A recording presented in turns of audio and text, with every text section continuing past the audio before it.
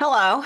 If you have weak wrists or if you've recently injured one of your wrists, this yoga practice might be for you.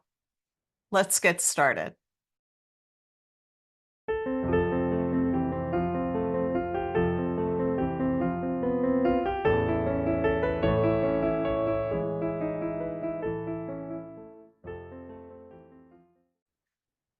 Hello, welcome to yoga for weak or injured wrists. And we're going to start in a standing position. So the whole focus of this practice is to get a good yoga practice in without having to put any weight on our wrists. So we're going to start just by taking a really deep breath and holding it for 5 seconds or a count of 5, and then letting that breath out. And we're going to do that 4 times. So we want to really do a nice slow intake of air so that it fills your diaphragm. So let's go. Breathe in. Hold for 5, 4, 3, 2, 1, and breathe out. Now you can also place your hands on your abdomen so that you can feel it being filled with air. So let's breathe in. Hold for 5, 4, 3, 2, 1, and breathe out. 2 more just like that. Breathe in and hold. 5, 4, 3, 2, 1, and breathe out. Really empty those lungs. And last time, breathe in. Hold for 5, 4, 3, 2, 1, and breathe out. Now we're going to go to the head of our mats and starting in mountain position. So you want to have your feet hip width apart, and you want to imagine you're trying to rip your mat in half with your feet. So you'll get this really good grounding. You want to keep your knees loose, so you don't want them to lock out. And we're going to lower our hands and sweep them up and above our head as we breathe in, and diving forward as we breathe out into a forward fold. Breathe in to flat back. Breathe out to forward fold. We're going to go back up to a volcano. So sweeping those arms up over your head, breathe in, hands together, and bring them down to your heart. And we're going to go through that little sequence one more time. So breathing in as we sweep our hands down to come up. Breathe out as we dive forward into a forward fold. Breathe in as we lift to flat back. Breathe out as we lower into that forward fold. And then breathing in as we sweep those arms up over our head into volcano pose. Bring our hands together and slide them down to our heart space. Now we can't just drop to the mat if we need to stay off of them. So what we're going to do is we're going to bend our knees as if we're going into a chair pose, but we're going to keep going all the way down into a little pod. This is just one of many ways that you can end up on your backside, or you can just sit down. But this was a little bit more flowy. Now what we want to do is get to the center of the mat, and again, trying to stay off your hands.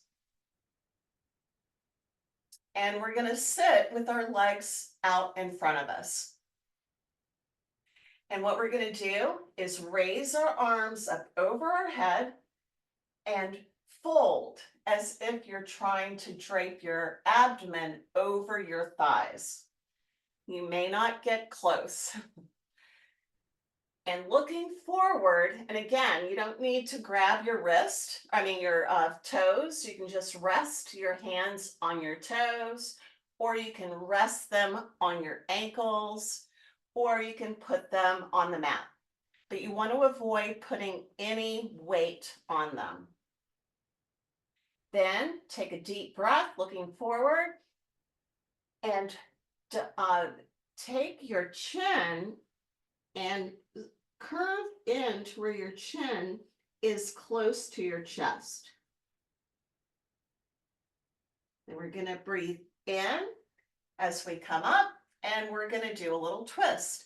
So bring your right knee up, take your left arm, and wrap it around that knee.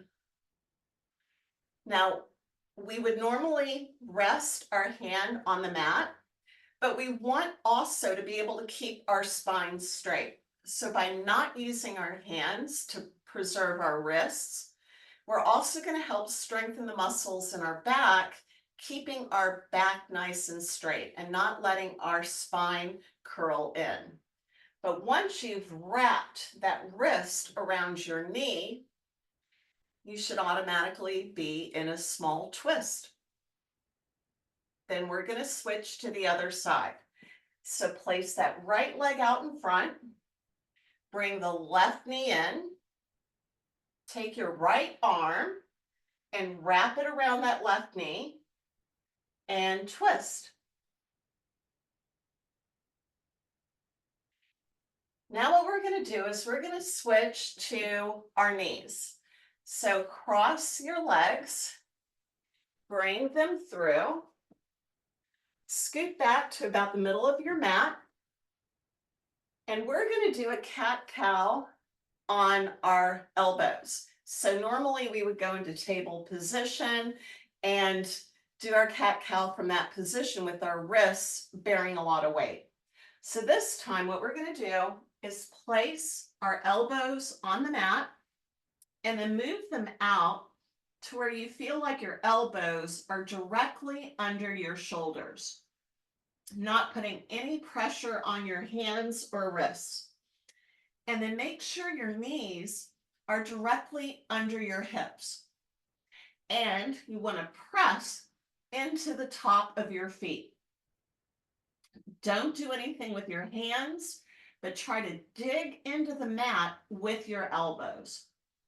And we're going to breathe in as we drop our belly and go into a modified cow. And then breathe out as we go into modified cat.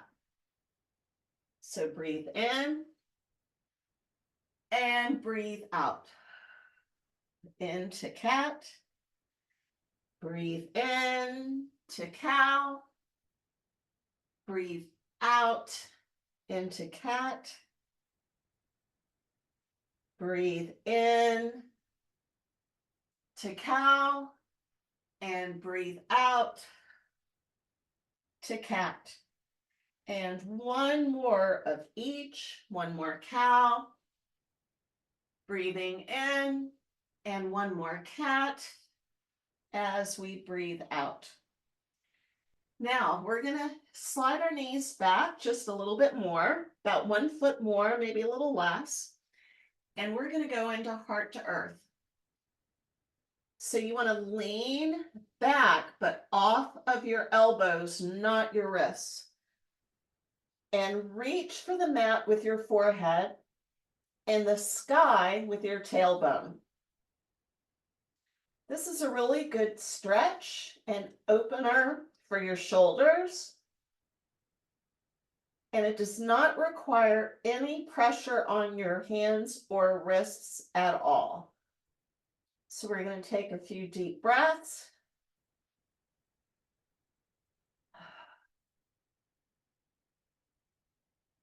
Another breath in.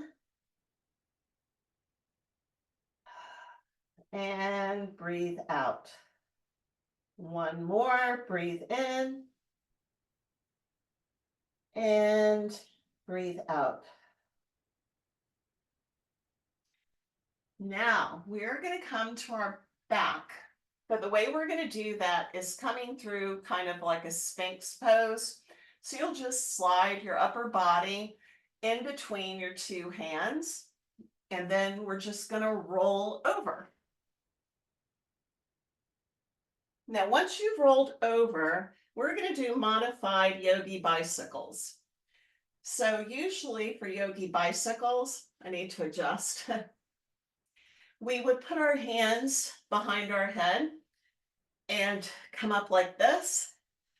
But what we're going to do instead, we're going to put our knees up like this, and you want to try to have them horizontal to the ceiling. Now you can go out like this, but if you feel that your lower back has come off of the mat, you want to bring your knees in a little bit. Now we're just going to put our hands on either side of our head. And we're going to take our right elbow first and reach towards that left knee. And as we do it, our right leg is going to extend out. Coming back in, you breathe in as you come back to center and out as we switch sides. So the left elbow to the left knee. Now, if you like, when you're going through this, you can go a little faster. But I find the slower you go, the better it is for your abdominal wall. You're going to feel it engage, and you'll be holding those muscles longer. So that's going to help build strength. So we're going to do this 2 more times on each side. One more to the left or to the right, and then we'll be done. And you can hug your knees into your chest. And then we're going to extend the left leg out, keeping that right leg up and knee bent. And we're going to twist over to the side. So you want that right knee to just fall to the left. Your right hand will reach out. So we want our arms straight and on the ground, but perfectly in line with your shoulder. And then you'll lean over to where you're resting on your right ear. Then we'll come back to center, switch legs, stretch out that right leg, bring the left knee up and let it fall to the right. The left arm is going to reach out, and we're going to lean over and lie our head on our left ear. So this is a really good way to unwind after doing a few beneficial flows and moves and poses in yoga. And now you know you don't need to be on your hands. You can actually get a good yoga practice without having to use your hands or your wrists. And then when you're done, you can cross your legs, roll back up, and then end in a seated position, or you can just lay back down and complete the practice in Shavasana. But I hope this will be a favorite yoga practice for you, that you'll come back to it if you have carpal tunnel and occasionally experience pain in your wrists, or if you just have weak wrists and can't do a regular yoga practice daily. So this will be a really good comforting practice that will also get your abdominal wall engaged. So I'll see you again later, and until then, bye.